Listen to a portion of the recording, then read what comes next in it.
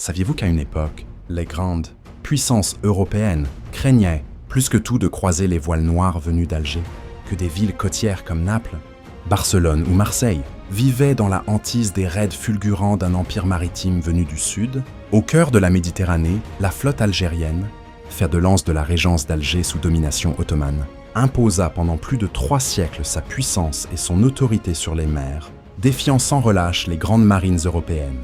Parmi les épisodes les plus glorieux de cette épopée navale, la bataille de l'île de Djerba en 1560 figure au sommet. Une coalition redoutable, composée de l'Espagne, Gênes, Malte et Naples, fut anéantie par la flotte ottomane, appuyée par les corsaires algériens, dirigée par le célèbre Turgut Reis. Plus de 60 navires européens furent coulés et des milliers de soldats capturés.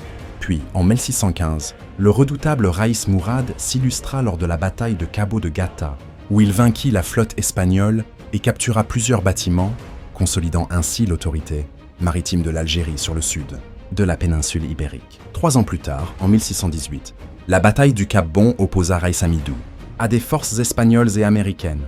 Encore une fois, le génie naval algérien triompha. Entre 1802 et 1815, ce même Hamidou, devenu une légende vivante, multiplia les victoires contre les Américains, notamment en capturant en 1805 le navire USS Maria, ce qui força les États-Unis à négocier et à verser une rançon à la régence d'Alger. Même les coalitions anglo-hollandaises échouèrent à briser cette suprématie.